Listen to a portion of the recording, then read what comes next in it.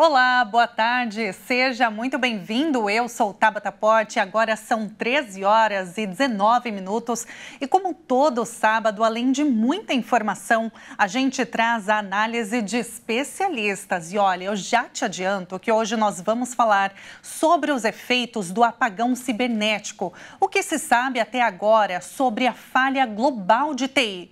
E ainda, na edição de hoje, nós vamos abordar um fenômeno social impactante, o etarismo. Você sabe o que é? Já viveu na própria pele ou conhece alguém que sofreu discriminação por causa da idade? Como essa forma de preconceito limita as oportunidades e as promoções no mercado de trabalho? E as mulheres, quais os avanços e os desafios ainda enfrentados no mercado de trabalho com relação à igualdade de gênero?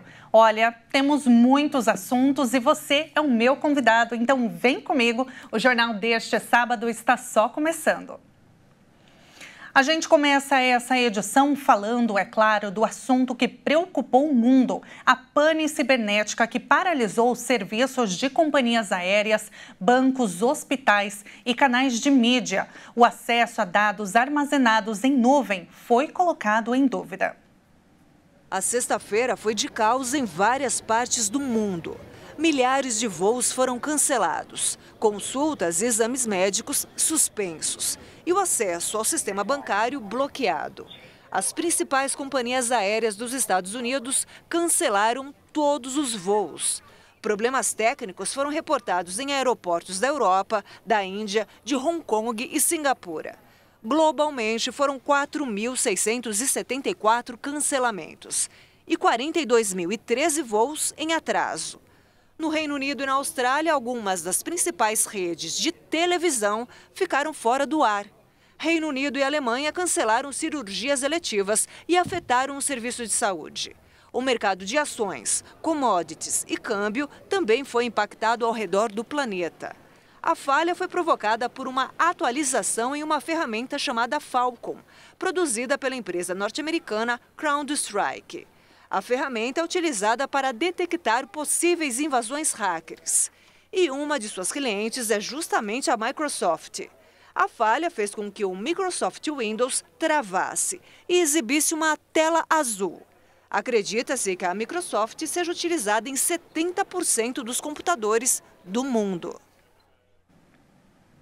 Olha, e algumas perguntas que ficam são, né? Quais foram os efeitos desse apagão cibernético na maior economia do mundo? Vamos chamar agora ao vivo, direto de Washington, nos Estados Unidos, o observador-chefe da Casa Branca e Pentágono, aliás, Fernando Hessel. Fernando, seja muito bem-vindo ao Plantão de Sábado. Boa tarde. Olá, Tabata. Boa tarde a todos que acompanham a RIT aqui. Estou à disposição. Fernando, só para a gente entender, que horas são por aí? Nós temos 1 hora de diferença do horário de Brasília agora, nesse momento. Ah, perfeito. Então, por aí são 2 horas e 23 minutos, né? Fernando, a primeira pergunta que eu quero fazer para você é sobre o apagão cibernético, né? Ele fez com que os céus dos Estados Unidos ficassem muito menos congestionados do que o comum, né? Só na manhã de ontem, pelos levantamentos que foram feitos, foram 1.000 voos comerciais a menos na comparação com o dia anterior. As maiores empresas americanas do setor foram afetadas. Como que está o país hoje, Fernando? Os efeitos dessa crise cibernética ainda são sentidos por aí? Olha, Tabata, os prejuízos ainda não são calculados. Estima-se aí, só no dia de ontem, uma média de 10 bilhões de dólares de prejuízo para as empresas privadas. Mas é um valor ainda não fechado, não consolidado, que deve ser levantado logo mais. Por que isso? Porque, com certeza, alguém deve responder por todo esse prejuízo, não só nos Estados Unidos, mas como em diversos países que usam a tecnologia Windows para sistemas de operação, tanto administrativos, financeiros, e no caso, inclusive, de segurança e também segurança de voo, como você bem disse. Ontem foram 3.600 voos cancelados. Nós não estamos falando de atrasos. Hoje, nos Estados Unidos, nós temos cerca de 1.500 voos atrasados em diversos aeroportos em todo o território americano. Sem contar, evidentemente, os compromissos de executivos, de pessoas que usam o avião para se locomover, fechar negócio. Portanto, isso abre um precedente dentro dos Estados Unidos e num ambiente global de sensibilidade de ataques cibernéticos. As investigações estão correndo, o FBI, que é a agência de investigação americana, está verificando o que aconteceu para responsabilizar não apenas a Microsoft, mas também essa empresa responsável pelas atualizações dos softwares. Os efeitos dessa crise cibernética, Fernando, eles impactaram também no caso dos serviços de inteligência nos Estados Unidos ou não chegou a afetar nada? Essa é uma informação que o governo americano não divulga, até porque os sistemas são todos eles fechados. Mas a informação que a gente tem, e ontem foi muito evidente, foi, na verdade, o impacto do telefone 911, que está ligado diretamente aos softwares da Windows. Ele ficou estagnado em todos os Estados Unidos. O 911 é o telefone da polícia e também de emergência. Isso é o que a gente sabe. Agora, com certeza, algum impacto isso sofreu, com certeza, e o Pentágono não se manifestou sobre algum prejuízo nesse sentido. Os aplicativos de bancos, alguns aqui no Brasil, foram afetados. Por aí também teve isso, Fernando? Não tiveram incidentes na questão bancária, e sim, na verdade, na Bolsa de Nova York houve algum certo impacto e, na verdade, um atraso nas informações de cotação, mas o sistema financeiro bancário não teve nenhum prejuízo até o momento. Certo, então a gente vai continuar acompanhando, né? Agora, Fernando, outro assunto que movimentou muito a semana, claro, né, foi o atentado ao ex-presidente norte-americano Donald Trump durante o comício na Pensilvânia. O caso, só para quem está nos acompanhando, para a gente recordar, ele ocorreu no sábado, no último sábado, dia 13 de julho, quando um atirador disparou contra o republicano. Agora, a gente vai ver uma reportagem antes, e aí daqui a pouquinho eu volto com você, Fernando, para a gente relembrar exatamente o que se passou e tudo que rolou durante essa semana. A gente recebeu uma informação de que as imagens estão sendo colocadas aí para vocês. Fernando, eu vou voltar com você, a gente teve um probleminha técnico, mas olha, a pergunta que eu te faço é, dos receios, né, que aconteceram desde então desse atentado, caso Biden ele seja reconduzido ao cargo, em algum momento de seu segundo mandato, o país ele possa ter de acionar a 25ª emenda da Constituição. Isso prevê, para quem não sabe muito bem, entre outros, que o vice-presidente se torne líder interino no caso de morte ou incapacidade cognitiva ou física, por exemplo, do presidente. O presidente Joe Biden ele está numa pressão enorme para desistir da sua campanha, da sua candidatura, né? Fala-se, no momento, de 91 milhões de dólares até 30 de maio nas contas do comitê de campanha Biden-Harris. Mas há uma perspectiva que a Kamala Harris ela assuma o lugar de Biden. Como que está essa questão, Fernando? Há realmente essa expectativa para que ela assuma? Como que você traz essas informações para a gente? Atualiza, por favor. Ela ainda é a pessoa que, teoricamente, né, em termos de sucessão, é a próxima pessoa a substituir caso o presidente Biden ele abra mão dessa candidatura, dessa nova segunda eleição. Ela seria, portanto, a pessoa que assumiria em caso de desistência do presidente Biden. Existe, na verdade, uma grande especulação política para que Biden desista dessa campanha, porque sabe-se que ele, na verdade, é uma pessoa teoricamente ainda forte, que tem uma representatividade, ele angareia votos, né, querendo ou não, apesar da fragilidade dele, mas a gente tem que entender que a realidade americana é uma realidade hoje de grande competição política e de grandes forças políticas.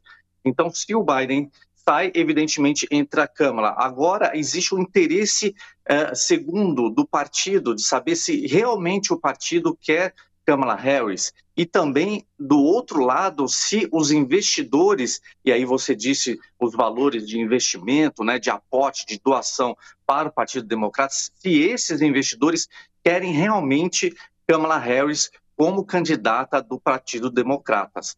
A gente vê, na verdade, uma grande similaridade com a realidade brasileira, onde o cargo do presidente é um cargo de grande interesse. Nós vemos, por exemplo, no caso do Donald Trump, escolhendo um vice-presidente, um candidato vice-presidente, senador, e muito ligado à comunidade indiana, ou seja, os empresários das big techs, das empresas de tecnologia, do lobby da tecnologia nos Estados Unidos, estão realmente aportando na campanha do Trump.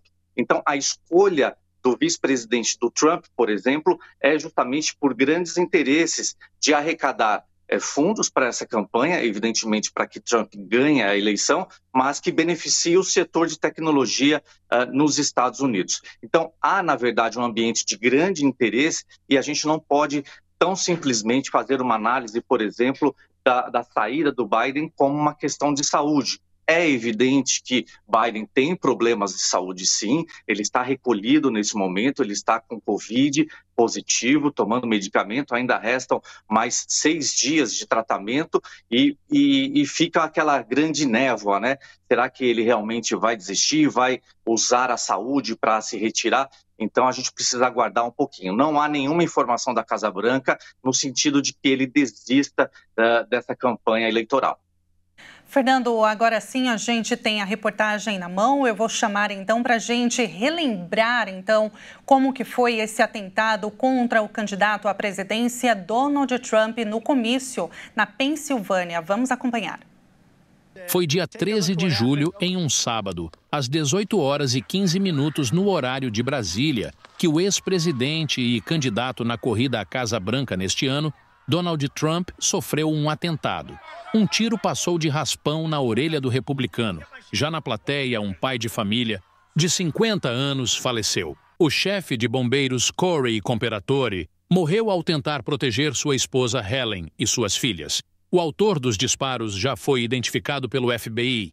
Thomas Matthew Crooks tinha 20 anos e foi morto por agentes de segurança. Até agora, o motivo do atentado contra o ex-presidente norte-americano ainda não foi determinado. Especialistas tentam decifrar a mentalidade de Crooks. Embora tenha sido identificado explosivos no porta-malas de seu carro, não está claro se ele planejava detoná-lo para matar pessoas ou se seria uma distração. Tanto os líderes republicanos quanto os democratas condenaram rapidamente a violência. Trump e o atual presidente, Joe Biden, estão em uma disputa eleitoral acirrada e na primeira pesquisa eleitoral após o atentado. O resultado, tecnicamente, é de um empate técnico. Enquanto na Convenção Nacional Republicana em Milwaukee, Donald Trump foi recebido com aplausos, o presidente Joe Biden realizou seu primeiro ato de campanha em meio a dúvidas se realmente será candidato democrata. Depois desse atentado, o Donald Trump ele ficou com a imagem muito fortalecida ainda, né? Fernando, eu vou te chamar novamente para a gente analisar tudo o que aconteceu desde então, essa semana. Já tem algum efeito desse atentado nas pesquisas de intenção de voto? Hoje, inclusive, Tabata, saiu a pesquisa após esse atentado contra o candidato Donald Trump. Os jornais têm repercutido isso aqui hoje, nesse sábado, nos Estados Unidos. E, por incrível que pareça, não houve qualquer alteração em termos da opinião pública ou aumento de votos depois desse momento. Quando esse atentado ocorreu no sábado passado, muito se comentou, e até nós, especialistas, né, eu me incluo nessa, nós demos ali como que certa a vitória de Donald Trump em termos de trazer essa empatia do público a essa situação bastante dramática que, cá entre nós, jamais deveria ter acontecido. Portanto, esse atentado não trouxe, até o momento, nenhum ponto positivo para Donald Trump, a não ser que fortaleça realmente, aí sim, fortalecer cada vez mais os votos já dedicados, já direcionados ao candidato Donald Trump. a imagem dele entre os eleitores, as pessoas que já declararam voto para ele, realmente fortaleceu, né, Fernando?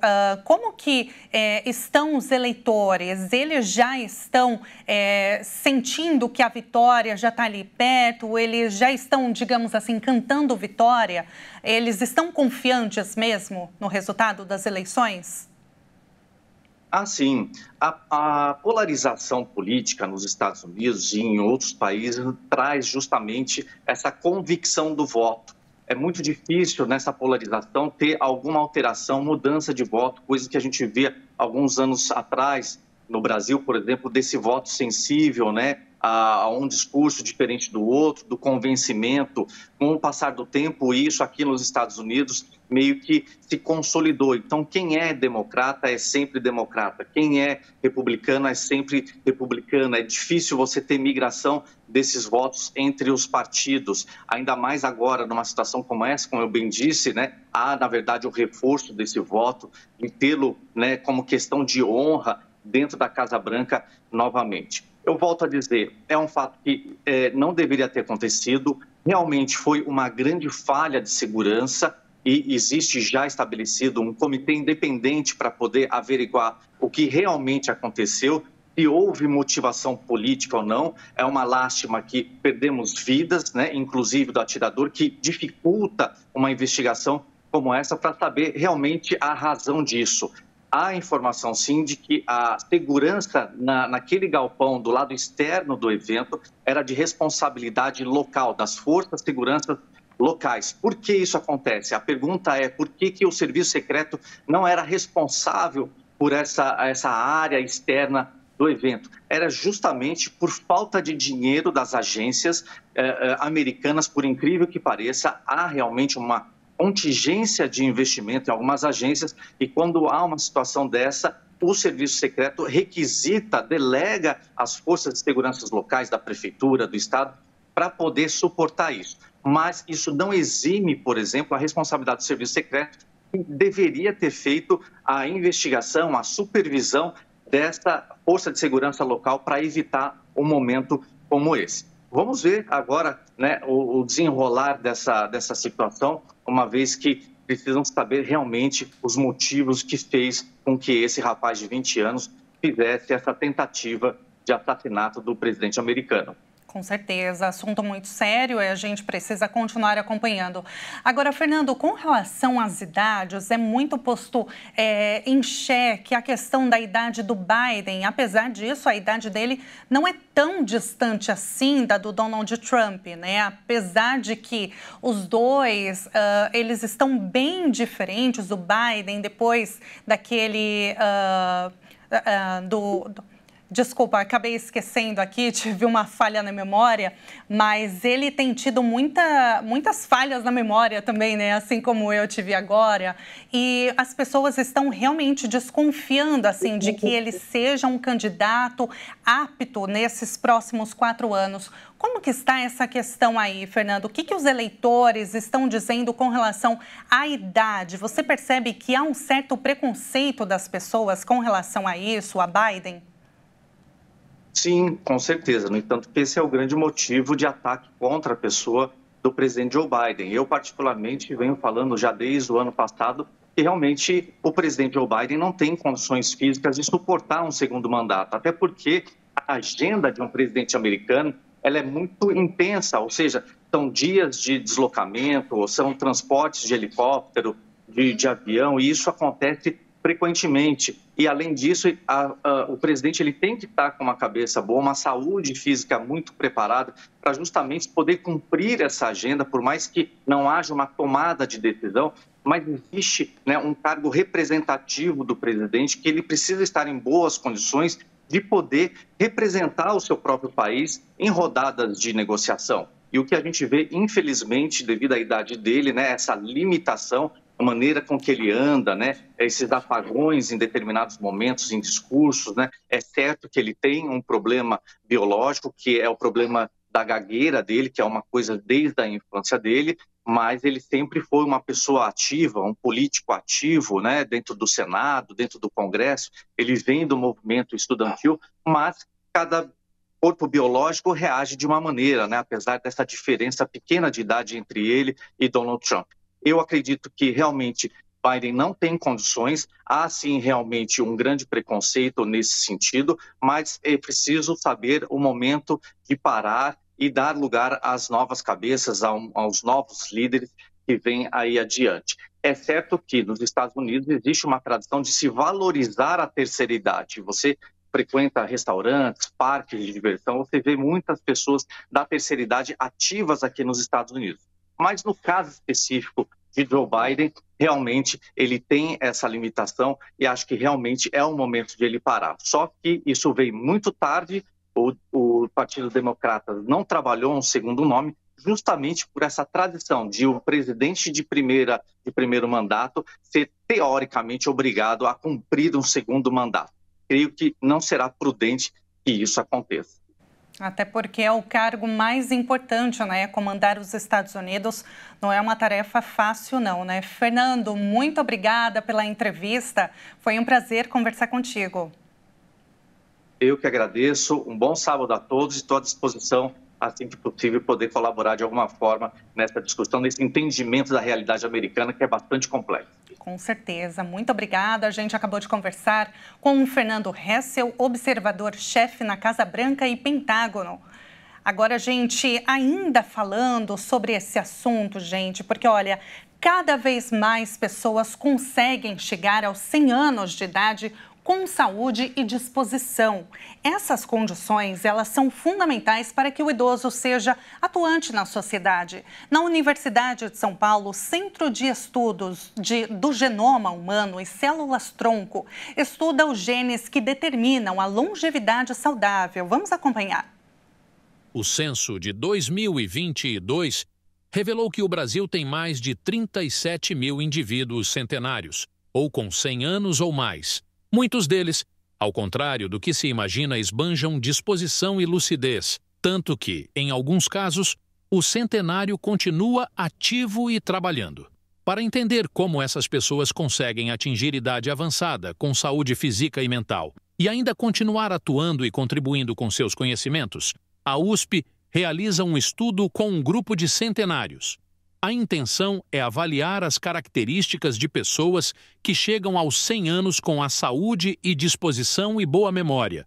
O Centro de Estudos do Genoma Humano e Células-Tronco estuda centenários saudáveis e supercentenários, que são pessoas com idade acima de 110 anos em busca de genes que determinam sua longevidade excepcional.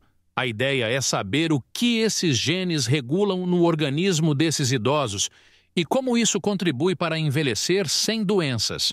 Entre os participantes do projeto, há exemplos notáveis de vitalidade. Idosos com mais de 100 anos que praticam atividades físicas, trabalham e têm além da disposição, além de uma excelente capacidade cognitiva. Um dos focos do estudo é entender os chamados genes protetores, que se tornam mais influentes à medida que as pessoas envelhecem. Inclusive, já identificaram vários deles nesses indivíduos, que mostraram resistência à Covid-19, muitas vezes apresentando sintomas leves ou nenhum. E estão agora explorando como esses genes contribuem para essa resistência e saúde acima do esperado. Espera-se no futuro que o entendimento desses mecanismos possa revelar estratégias para ativar fatores genéticos da longevidade sem necessariamente implicar em alterações nos genes. E olha, será que nós estamos caminhando para um momento que a gente não vai mais se preocupar com a idade, gente? Porque realmente, olha, esse é um assunto que precisa ser falado. O etarismo, ele não é brincadeira. Nós vamos entender melhor esse assunto agora, como que ele impacta na vida profissional, com a Esther Morgan, que é headhunter, palestrante, mentora especializada no varejo. Esther, seja muito bem-vinda ao Plantão de Sábado. Boa tarde, Tabata. Boa tarde a todos.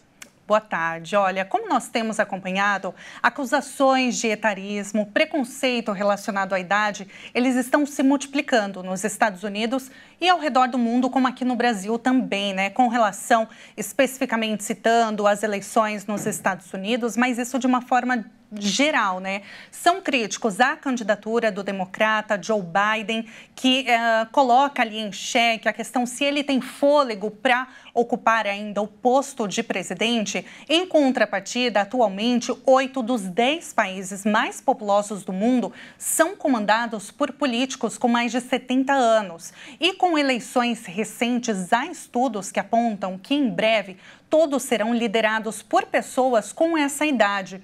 Qual a sua análise sobre isso, Esther? Então, é interessante porque as pessoas se sentem mais seguras com médicos, com mentores, com pilotos mais velhos, mas existe um enorme preconceito em contratar pessoas acima de 50 anos, não estamos nem falando de 70, acima de 50 anos para suas empresas. Então, de fato, existe uma questão de etarismo muito gritante no Brasil. Em outros países da Europa, a gente percebe pessoas mais velhas trabalhando até em caixa de supermercado, você vê idosos de 80 anos, mas no Brasil isso não acontece. Uma pesquisa recente da Cato apresentou alguns dados e mostrou que 40% dos recrutadores sim confessam ter preconceito de contratar pessoas mais velhas, né? E alguns dos outros dados é que 80% das empresas não possuem programas de inclusão, 69% das pessoas, dos candidatos, tem certeza que foram boicotados de um processo seletivo por causa da idade. E como eu falo muito sobre isso no LinkedIn, que é uma rede de relacionamento justamente voltada para emprego, eu escuto relatos de pessoas com 45 anos que já estão sofrendo esse preconceito, o que não faz o menor sentido, né? Sim, com certeza. Agora, sempre foi assim, Esther? Ou nos últimos anos isso tem ficado pior? Qual a sua análise, o contexto histórico por trás desse preconceito com a idade? Na verdade, sempre houve o etarismo. Eu não acredito que piorou. Eu acredito que pelo poder das mídias sociais, pelo poder do que a gente fala, eu mesma sou uma pessoa que estou sempre abordando esse tema para tentar mudar o mindset dos recrutadores, eu acredito que isso está melhorando. Então, hoje as empresas já estão vendo com outros olhos. É um passinho de cada vez. Segundo uma pesquisa da OMS, se a gente continuar com essa questão do etarismo, no ritmo que nós estamos, nós vamos levar 53 anos para chegar ao primeiro lugar de não discriminação pela idade. Alguns candidatos me perguntam, Esther, você não acha que deveria haver uma cota, uma lei que obrigasse as pessoas a contratarem pessoas mais velhas? Eu vou dar a minha opinião pessoal. Eu não acredito em cotas, eu não acredito que uma lei possa obrigar, porque quando o candidato ele não é aprovado num sistema, num processo seletivo, ele não é comunicado do porquê. Ninguém vai dizer verbalmente que ele não foi aprovado porque ele tem mais de 50 anos ou 60 anos. As pessoas simplesmente vão dizer, olha, você não era o perfil para essa vaga. Então não vai fazer grande diferença. E se a gente obrigar a empresa a ter um número, por exemplo, de idosos trabalhando, as empresas precisariam se preparar para o preconceito interno, o preconceito corporativo, porque essa pessoa vai trabalhar e ela vai ser discriminada pelos colegas mais jovens. E 60% das pessoas acima de 50 anos declararam que eles preferem não conseguir um emprego em prol da saúde mental, para não ser discriminado. Certo. Esther, apesar de nós, mulheres, sermos mais escolarizadas que os homens, nós ainda temos a menor participação no mercado de trabalho e recebemos 21% menos do que eles, segundo uma pesquisa do IBGE. A gente vai acompanhar agora uma reportagem falando sobre essa questão, as mulheres no mercado de trabalho, os desafios também com relação à idade. Vamos ver.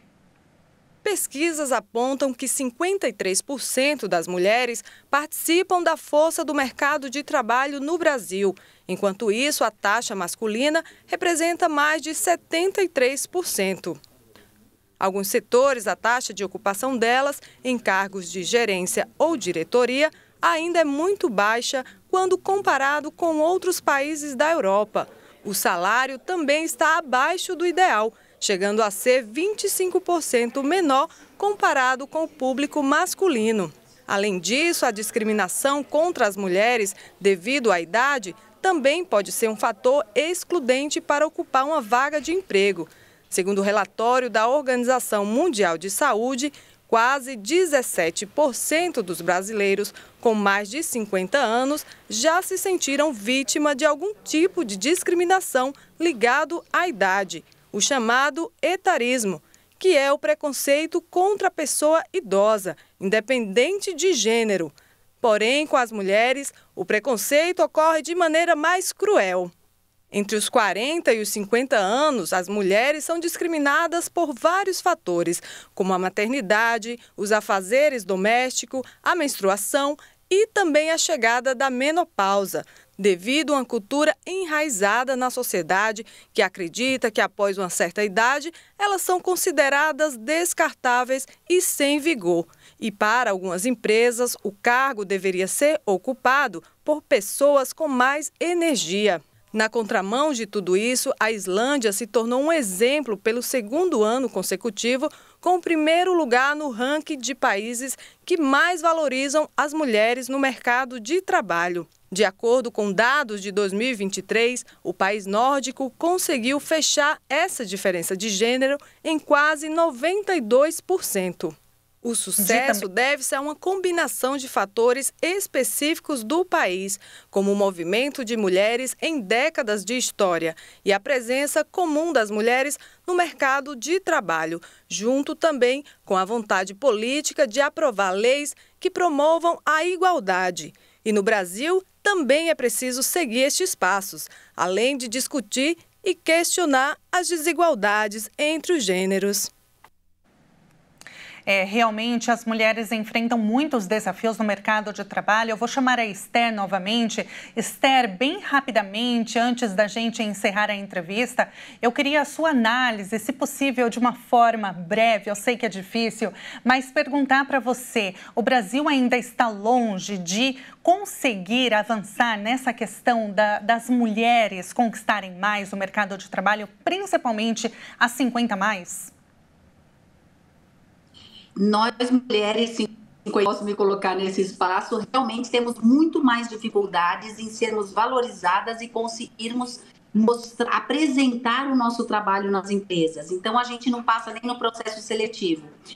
No meu setor de varejo, de moda, não é tão gritante. As mulheres têm bastante espaço em cargos de supervisão, direção de loja.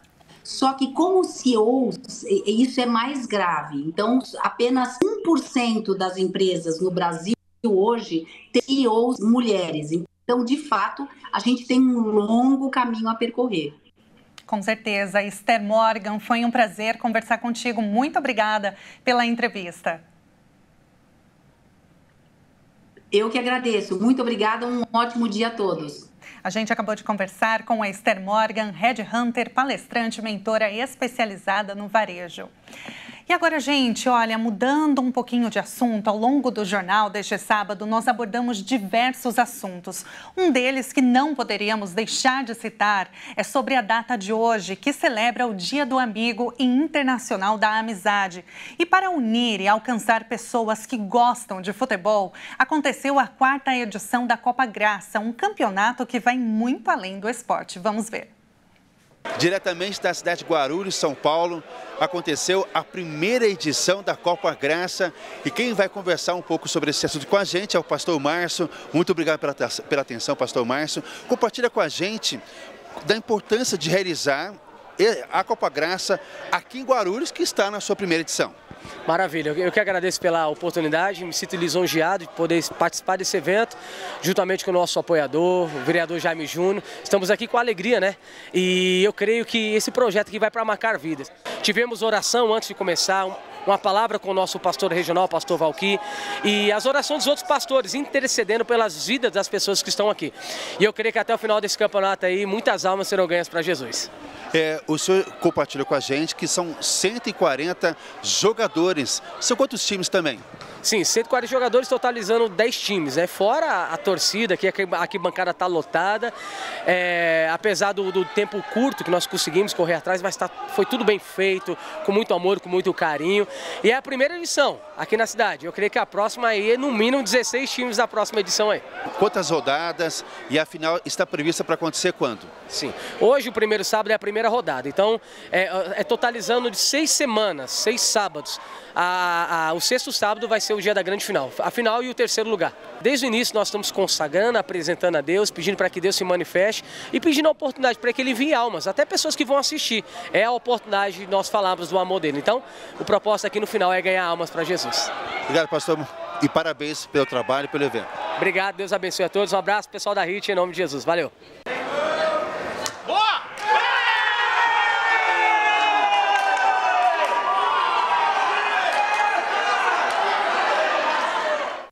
Que bacana, né? Esta edição fica por aqui. Muito obrigada pela sua companhia. Um ótimo fim de semana para você. Tchau, tchau.